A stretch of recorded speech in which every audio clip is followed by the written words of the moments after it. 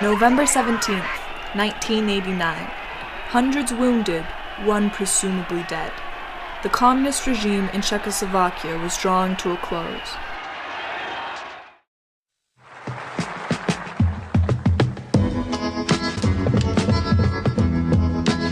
We always were looking admiringly to America, and that was the dream of most of young people, what kind of freedom they have there, and that was our wish, our dream, we could achieve something like that. The encounter of external geopolitical factors and the rapid procession of events culminating in the Velvet Revolution left the ailing leadership of the Communist Party of Czechoslovakia unable to respond to rising popular dissent, and ultimately led to the end of communism in Czechoslovakia.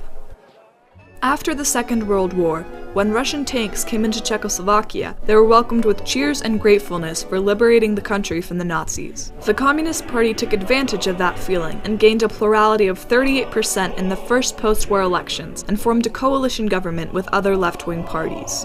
In February 1948, however, the Communist Party staged a coup d'etat and 40 years of totalitarian rule ensued. Czechoslovakia, along with the other Soviet satellite countries, was isolated from the West. An iron curtain has descended across the continent. Warsaw, Berlin, Prague, and Sofia. All these famous cities and the populations around them lie in what I must call the Soviet sphere.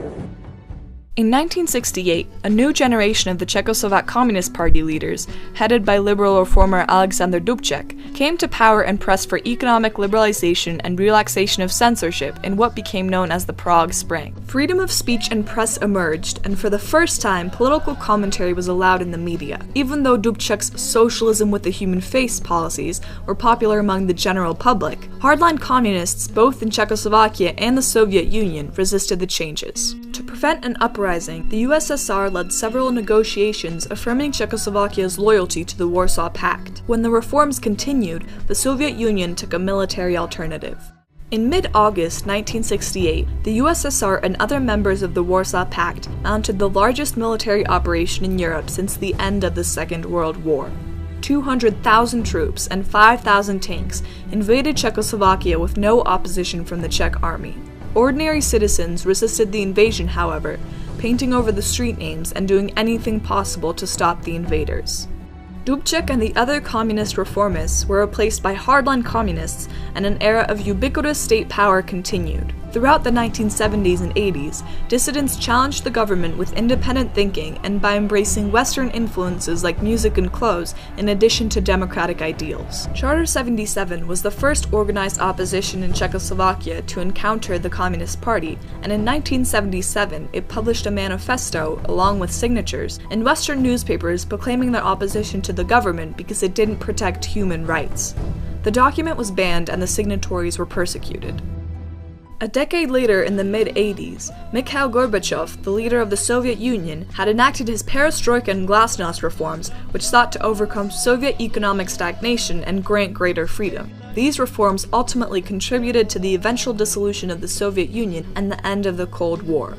With the USSR preoccupied with these reforms, and the Iron Curtain crumbling in Poland, Hungary, and Eastern Germany, tension in Czechoslovakia increased as the spirit of revolution encountered the unyielding communist government. But on the 17th of November 1989, all of the circumstances aligned and set up the path towards change. Students of Prague universities organized a demonstration to commemorate a student being killed in an anti-Nazi protest 50 years earlier. The demonstration was permitted by the authorities because anti-Nazism was in line with the communist historical narrative.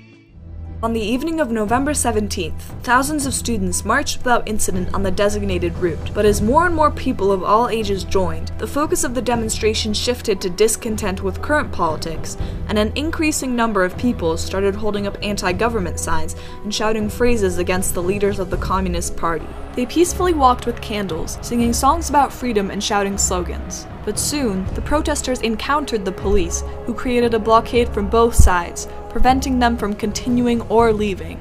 The space between us was getting to be smaller and smaller. I personally had a feeling I cannot breathe.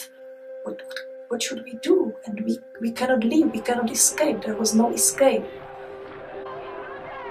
And that was the time when the police started to beat everyone. Everyone was shouting, crying. When we managed to escape, we saw some people laying on the ground, and also there was lots of blood. That was really terrible. To students who attended the rally and to citizens of Prague, this event seemed monumental because of the unprecedented police brutality. However, because of the state-controlled media, people in the majority of the country were at first skeptical or completely unaware of what had occurred.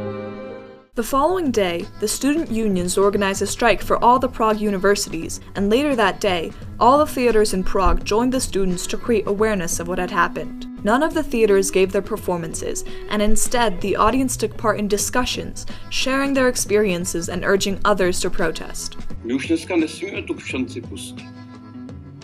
My musíme věřit.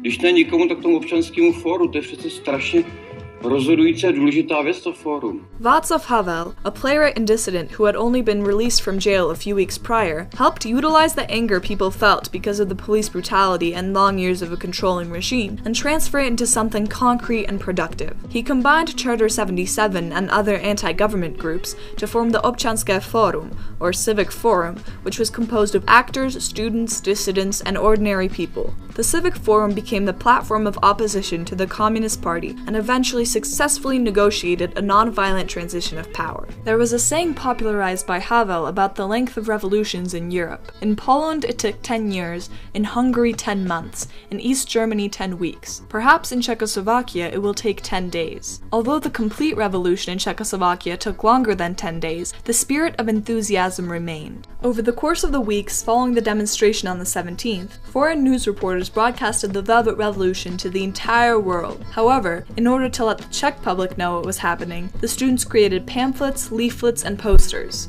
The term Velvet Revolution was most likely coined by Western journalists to symbolize a peaceful, negotiated regime change. In Prague, there were daily protests, and communist leaders who encountered resistance among people tried desperately to maintain a semblance of order. V žádné zemi ani rozvojové, ani v socialistické, ani v kapitalistické neexistuje to, aby 15letí děti určovali, kdy má odejít prezident nebo kdy má přijít a kdo jim má být.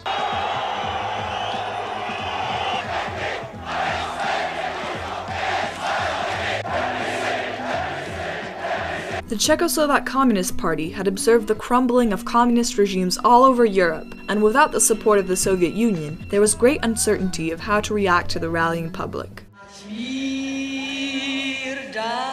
People congregated, talked about solutions, and most of all didn't lose hope.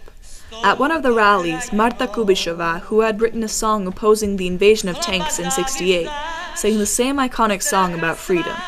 The song became a staple to this revolution as well, and would be sung many times after.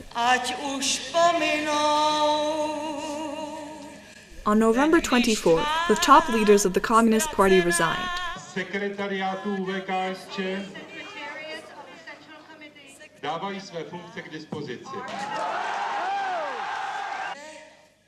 Without the support of the Soviet Union, and with other former communist countries declaring democracy, the Czechoslovak Communist Party experienced inner turmoil.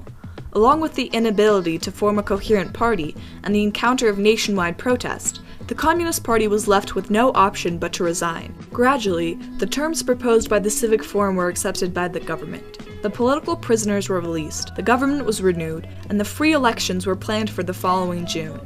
All the people were dancing there, shouting, really in tears, that this really happened and we succeeded. The communists sensed their defeat, so in December, the parliament unanimously elected Václav Havel, the leader of the Civic Forum and arguably the entire Velvet Revolution, as the president. When the communist regime encountered overwhelming public protest and an uncertain geopolitical climate, it was unable to adapt and was left no choice but to peacefully transition power to the democratic protest movement. The Velvet Revolution in Czechoslovakia, through nonviolent action and mass protest, became the model for other countries which attempted their own revolutions. It became a precedent and showed the true power of the people and what they can accomplish without resorting to violence. Current and future revolutions have the potential to take inspiration from the Velvet Revolution and create a peaceful exchange of power, providing hope for the future of our world.